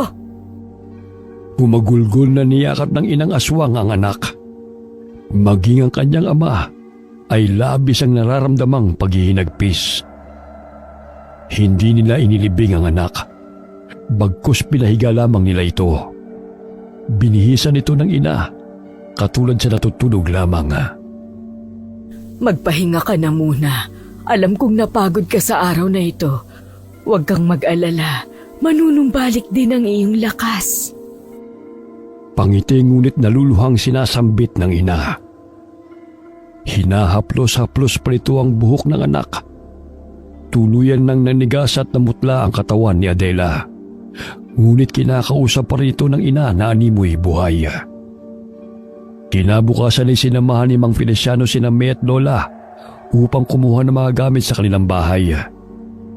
Maging ang mga sangkap na tinitinda ay dinala ni Lola. Doon na po ba tayo titira, Lola? Pansamantala lang naman, Apo. Kung hindi na talamak ang paghahasik ng lagim ng mga aswang, babalik din tayo rito. Pwede naman kayong manirahan doon hanggat gusto nyo. Lupa ko naman yun Kaya't maaari kayo magtayo ng kubo. Tutulungan namin kayo ni Nitoy. Magkaganon may hindi na po masyadong malayo sa paaralan, Lola. Lalo na't magsesekundarya na po ako sa susunod na pasukan. Wala nang magawa si Lola kundi ang pumayag na lamang sa inialok ni Mang Feliciano.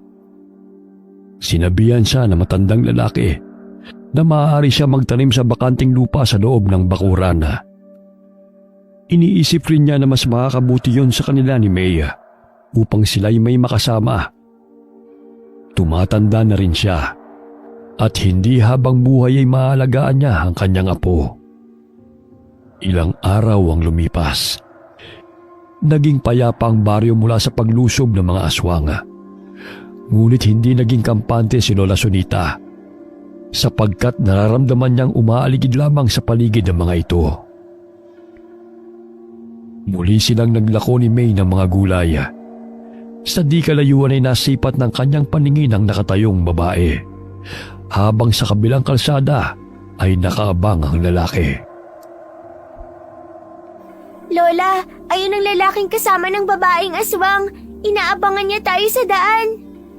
Huwag kang matakot, Apo. Parati akong handa anumang oras sa kanilang pagbabalik. Kiniskis ni Lola Sunita ang dalawang tansong patalim. Kaya nakalikha ito ng ingay na hindi kaaya-aya sa pandinig ng mag-asawang aswang. Kasabay ng pagkiskis ng mga tanso, umusal si Lola ng mga katagang hindi maintindihan ni May. Naaninaw ng dalagita na tinatakpan ng lalaki ang tenga nito at inis na tumalilis ng takbo sa kasukalan. Lola, umalis na po siya sa kalsada. Maaari na po tayong makadaan. Bakit parang ayaw niya sa tunog ng kiniskis na tansong patalim? Dahil nakakabingi yun sa kanilang pandinig. Lalo na't may kasama pang orasyon. Ay, ganun po ba yun, Lola? Ang dami niyo pong alam kontra sa mga aswang. Kabilugan ng buwan na. Pinapagaspas ng inang aswang ang mga dahon sa katawan ng bangkay ni Adela. Habang ang kanyang asawa'y nakatunganga lamang at tinitingnan ang kanyang ginagawa. Sunod-sunuran lamang ang lalaki na animoy wala ito sa tamang wisyo. Ang patay ay mabubuhay sa ilalim ng itim na kapangyarihan na nagmula pa sa aking mga ninuno. Nanilisik pa ang mga mata ng babae at itinaas ito ang dalawang kamay at dahan-dahang ipinikit ang mga mata habang umuusal ng mga salita. Napahinto sa pagsambit ng mga katagaang babae at napalingon sa kanyang asawa. Hindi pa ito ang tamang panahon upang lumusob sa mga kabahayan. Naging maalam na ang mga tao sa paggamit ng mga pangontra dahil sa matandang yon. Tiyak mahihirapan lamang tayo. Ang dapat nating gawin sa ngayon ay ang magpalakas. Sa muling pagbabalik ni Adela ay sama-sama nating papatayin silang lahat. Pinigilan nito ang asawa na umalis nang magpalit ito ng anyo bilang aswang. Bihirang nakakapagsalita ang lalaki. Tanging nakikinig lamang ito kung ano man ang iniuutos at sabihin ng asawa nito. Tumango siya at muling bumalik sa kanyang pwesto. Hindi ako nagtagumpay noon na muling buhayin ng aking kapatid. Ngunit sisiguraduhin kong magtatagumpay ako ngayon sa muling pagkabuhay ng aking pinakamamahal na anak. Muli nitong hinampas-hampas ang dahon sa katawan ni Adela, kasabay ng pagpahid ng langis sa buong katawan nito. Paulit-ulit niyang binubulungan ang tenga ng anak at pinatakan ng laway ang bibig ni Adela. Ilang sandali na imulat ng bangkay ni Adela ang kanyang mga mata. Ngunit maputla pa rin ang kanyang balat. Hindi na ito kagaya ng dati, sapagkat nabuhay lamang ito sa tulong ng itim na kapangyarihan. Nagtagumpay ako! Buhay ka, anak! Niyakap nito si Adela, ngunit wala man lamang reaksyon ng nabuhay na bangkay. Tumutulo pa ang laway nito habang lumalabas ang uod sa mga mata nito. Bukas na tayo maghahanap ng pagkain. Magpahinga ka na muna, Adela. Hinintay namin ang itay mo ang iyong pagbabalik. May mga anak ang lalaking yon. Pinapangako ko na ang kanyang mga anak ang iyong makakain. Sariwa yun at nasisiguro kong masasarapan ka. Nakatingin lamang si Adela sa kanya habang siya'y nagsasalita. Ibinuka ni Adela ang bibig nito at akmang kakagatin niya ang ina. Ngunit pinigilan siya nito at pansamantalang itinalin sa kahoy upang hindi makalis. Wala na ito sa sariling isip, kaya't hindi na nito alam ang ginagawa. Tanging kumain na lamang ng tao ang kaya nitong gawin. May malaking dagang napadaan sa harapan ni Adela, kaya't dinampot niya ito at walang pakundangang sinakmal. Walang natira sa bahagi ng daga. Tumatalsik pa ang dugo nito habang nginunguya ni Adela. Gutom ka na, anak. Pasensya ka na at umabot sa 3 araw na hindi ka nakakain. Huwag kang mag-alala. Bukas ay kukuha ko ng pagkain mo. Hindi nakapaglako ng mga gulay sina Lola Solita at Maya dahil tinulungan ng dalagita si Gina sa paglalaba. Labis ang pasasalamat ni Gina dahil malaki ang naitutulong ni May sa kanya, lalo na't marunong din itong magbantay ng bata. Naging panatag din ang loob ng panganay na si Jimbo kay Maya dahil magkasama silang nagbabasa ng libro tuwing hapon. Uy Jimbo, Huwag ka lumabas ng bakuran ha. Baka may masasamang loob na mga pagawi. Bantayan mo ang kapatid mo. Sa gayon ay makapagpahinga naman ang iyong inay. Huwag po kayong mag-alala, Manong. Mabait nga po itong si Jimbo eh. Magkasama po naming binabantayan si Baby para naman makapagpahinga si Manang Gina.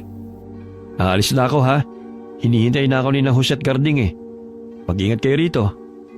Opo, Manong. Mag-ingat rin po kayo. Dinuduyan ni Lola ang 3 buwang gulang na sanggol habang nagsasampay ng mga labahin si Gina. Bigla silang nakalanghap na nakakasulasok na amoy na sumasama sa hangin. May patay na daga ba? Bakit ang baho? May, pakitingnan nga dyan sa labas ng bahay.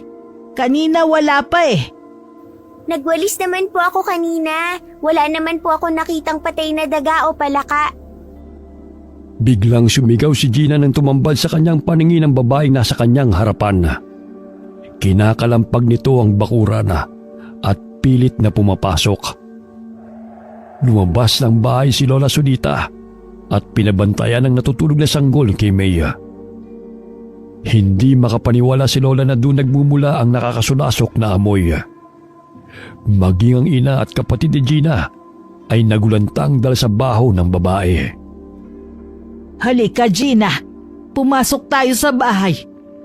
Hindi to maaari. Sandali lang at may kukunin ako. Kinuha ni Lola ang abong sangkap at isinaboy sa babaeng naaagnas sa labas ng bakuran. Sa tuwing dumadampi ang abo sa kanyang balat, ay tila umuusok ito. Nanlilisik ang mga mata nitong tinitignan si Lola Sunita. Lumabas ng bakuran si Lola. Bitbit ang makabuhay na halaman at hinahampas ng paulit-ulit ang babae. Pumapalahaw ito dahil nakakaramdam ng sakit sa tuwing sinusugod siya ni Lola. Hindi nagkamali si Lola Sunita na si Adela yon. Gusto siya nitong sakmalin, ngunit hindi nito magawa dahil nasasaktan siya sa ginagawang paghahambalos ni Lola gamit ang manunggal. Patay ka na! Hindi ka nararapat mabuhay! Dumating si Mang Feliciano galing sa pangunguha ng mga dahon ng nyog na gagawing walis tingting. Malayo-layo pa lamang ay nadidinig niya na ang ingay na nagmumula sa kanilang bakuran. Nadatan niya si Lola Sunita at ang kanyang asawang si Aling Lina na nagtutulungan sa pagpapalis sa babaeng pinagmumula ng nakakasulasok na amoy. Anong nangyayari dyan? Sino bang kaaway ninyo?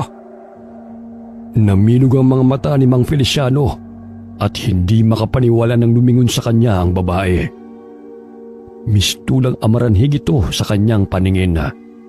Nabaling ang atensyon nito sa kanya, kaya't patakbo siya nitong sinugod. Halos masuka siya dahil sa baho ng babae at inuud pa ang balat nito sa mukha. Bitiwan mo ako! Grabe! Ang baho! Ngunit pilit nitong nilalapit ang ngipin sa pisngi ng lalaki upang kagatin. Tumakbo patungo sa kanilang kinaroroonan si Aling Lina at paulit-ulit na hinambalos gamit ang pandakot ang ulo ng babaeng sumusugod sa asawa. Natapyas ang kalahating mukha ng babae sa ginawa ni Aling Lina. Paulit-ulit rin siyang tinadyakan ni Mang Feliciano hanggang sa tuloy na siyang nakalayo. Animoy hindi man lamang nasakta ng babae. Tumayo ito at pinilig-pinig lamang nito ang ulo. Dumadami na ang mga tao, kaya tumakbo ito patungo sa talahiban. Ngunit nakasulubong siya ng mga taong nangangahoy, kaya't yun naman ang kanyang biniktima. Nasugatan sa balikat ang isang lalaki dahil kinagat siya ng babaeng naagnas.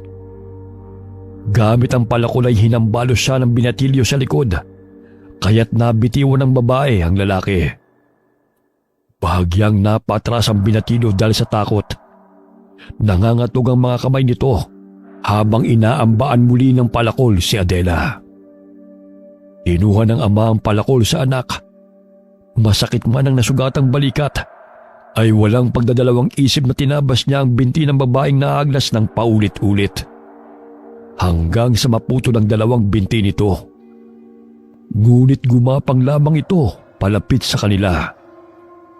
Tinabas din ng lalaki ang ulo nito. Nagpagulong-gulong ito sa damuhan habang ang katawan nito'y patuloy pang gumagalaw. Patakbong tinungo ni namang Feliciano ang kinaroroonan ng mag-ama. Hindi sila makapaniwala na kahit wala na itong ulo at binti, ay nagagawa pa ng katawan nitong mga kilos. Pambihirang nilalang yan! Sa tanang buhay ko ay ngayon lamang ako nakakita ng ganyang uri ng aswang. Kahit umagi lumulusob at saka gumagalaw pa ang katawan kahit wala ng ulo. Nagtulungan ang mga kalalakihan na gumawa ng apoy. Sa gayon ay sunugin na lamang ang parte ng katawan ng kakaibang aswang na kanilang nakalaban. Nang sa ganon ay hindi na ito makapambiktima pang muli. Itinapon ng mga tao sa apoy ang katawan nito hanggang sa tuluyan na itong matusta. Nagising ang inang aswang. Napabalikwas siya ng bangon nang maninaw na wala na ang anak sa puno na pinagtalian nito. Natagpuan niyang putol na ang lubid, kaya't gano'n na lamang ang pag-alala nito kay Adela. Adela, anak, nasan ka? Hinanap niya ito sa paligid ng kanilang dampa, ngunit wala na ito roon. Ginising niyang naghihilik na asawa upang hanapin si Adela. Naluluha na ito dahil hindi niya matagpuan ang anak. Napansin niya ang mga bakas ng paa nito sa daan. Nasisiguro ng babae na nakalayo na ang anak, kaya't hinanughog nila ang gubat. Hanggang sa mapadpad siya sa mga taong nagsisiga at naririnig niya ang mga sinasabi ng mga ito tungkol sa kakaibang babae na naagnas. Doon niya napagtanto na marahil ay napatay ng mga ito si Adela. Pigil ang kanyang pag-iyak. Nakita pa niya na inihagis ng isang lalaki sa nagliliyab na apoy ang binti ng tao. Kaya't palakas ng palakas ang kabog ng kanyang puso dahil sa galit na nararamdaman. Adela, anak, hindi pa ito ang tamang panahon upang ikay lumusob sa mga walang hiyang mga tao. Ngunit sisikapin kong pagbayarin sila sa ginawa nila sa iyo. Kuyumang kamaong umalis ang babae sa lugar na yon dahil sa labis na paghihinagpis at sama ng loob. Hindi man nagsasalita ang ama ni Adela, ngunit namumutawi sa mukha nito ang lungkot nang ipaalam ng asawa ang ginawa ng mga tao sa kanilang anak. Gabi-gabing umaatungal ang amang aswang, pahiwatig ng kanyang pagdadalamhati. Nagimbal ang mga tao dahil isa-isang sinugod ng aswang ang kanilang mga tahanan. Nagdulot na naman yun ng takot at pangamba sa baryo. Hindi namin pahihintulutan na maging payapa ang inyong mga buhay. Mamumuhay kayo ng may takot hanggang kami ay nabubuhay. Hinawi ng babaeng aswang ang mayayabong na damo habang nakamasid sa bahay ni Nanitoy. Hindi magawang makalapit ang mga aswang sa mismong bahay dahil sa mga pangontrang inilagay nito. Sige, matulog ka na, May. Ako na lamang ang bahala sa pausok. Ramdam kong nasa paligid lamang ang aswang. Lola, baka pumasok po sila at saktan tayong muli. May, huwag ka mag-alala. Marami-rami manunggal ang inilagay ni Nitoy sa paligid. Hindi na nila makakayanan pa yon. Napayakap ang dalagita kay Lola Sonita. Natatakot siya baka maging si Jimbo at ang sanggol na si Nene ay saktan ng mga aswang. Napatigil sa paglalakad si Mang Feliciano at ang dalawang kapatid nito. Nasipat ng kanilang paningin ang dalawang aswang na nagmamasid sa kanilang bahay. Nanggaling sila sa lamay ng kanyang kumpare, kaya't hating gabi na sila nakauwi. Dahan-dahan silang nagkubli sa likod ng puno at sinenyasan niya ang dalawang kasama. May mga dala silang mga itak kahit saan man sila magpunta. Ang mga apo ko pa talagang isusunod nyo, ha? Hindi ako papayag na masaktan nyo sila. Sambit ng Ginoo sa kanyang isipan na pasinghot-singhot ang lalaking aswang na animoy nakikiramdam sa paligid. Hindi na pinatagal ni Mang Feliciano. Hinagis niya ang itak patungo sa likuran ng nagmamanman na aswanga. Tumama ito sa bandang puwetan ng lalaking aswanga, kaya't umatungal ito ng malakas. Gayon na lamang ang pagkagulat ng babaeng aswanga nang makitang bumaon ng patalim sa likod ng asawa, kaya't pilit niya itong binubunot. Nagtama ang paningin ng babaeng aswang at ni Mang Feliciano. Nagngingit-ngit ito sa galit dahil alam ng inang aswang na isa ito sa pumaslang sa kanyang anak. Umalun ito patungo sa matandang lalaki at hinambalos ito gamit ang binunot na itak mula sa likod ng asawa. Umilag ang matanda sa pagsugod sa kanya ng aswanga. Buong akala ng aswang ay nag-iisa lamang si Mang Feliciano. Papatayin kitang matanda ka! Tatabasin ko ang iyong ulo, kagaya ng ginawa ninyo sa aking anak! Natumba si Mang Feliciano, kaya't napangisi ang babaeng aswanga. Inambaan niyang itatarak ang itak sa ulo ng matandang lalaki. Subalit malakas siyang tinadyakan ng kapatid ni Mang Feliciano na nagkukubli sa likod ng puno. Napasubsob ang babaeng aswang sa damuhan at nagulat siya sa pagsulpot ng lalaki. Akala mo talaga maiisahan mo kami? Hindi kami papayag na magpatuloy kayo sa paghahasik ng lagim dito sa baryo. Dinampot ni Mang Feliciano ang nabitiwang itak ng babaeng aswang. Ngunit hinampas siya ng aswang gamit ang buntot ito, dahilan na muling matumba si Mang Feliciano. Bagamat muli niyang dinampot ang matalas na itak at pinutol ang buntot ng babaeng aswang. Tatakbo pa sana ito, ngunit hindi nito inaasahan na doon banda nagkukubli ang isa pang kapatid ni Mang Feliciano at itinarak sa noo ng babaeng aswang ang patalim. Lumusot ang bolo sa likod ng ulo nito, dahilan na mangisay ang babaeng aswang nang bumulagta sa lupa. Maraming salamat, Romeo. Ayun na lalaking aswang, baka makatakas pa siya. Sunod na hinabol ni Mang Feliciano ang paika-ikang lalaking aswang patungo sa kanilang bahay. Wala na itong kawala dahil sa tuwing hinahakbang nito ang mga paa ay kumikirot ang kanyang sugat. Nahihirapan din ito dahil natamaan ng buto sa kanyang likod. Tinadyakan siya ni Mang Romeo at hinambalos ng itak hanggang sa bawian ng buhay. Bumangon si Nitoy dahil sa narinig na ingay mula sa tapat ng kanilang bakuran. Sumilip siya sa bintana at naninaw si Mang Feliciano at dalawang kasamahan nito. Lumabas siya ng bahay upang tanungin ang mga ito kung ano ang nangyayari. Sumambulat sa kanyang paningin ang walang buhay na aswang na napatay ng tatlo. Simula nang mapaslang ni Mang Feliciano ang mga aswang, ay naging payapa ang kanilang baryo. Bagamat hindi pa rin inaalis ni Nitoy ang mga halamang pangontra na inilagay sa kanilang bahay. Sa gayon ay maging ligtas sa mga aswang na maaaring mapagawi sa kanilang bahay. Wakas. Pawisan na nagpahinga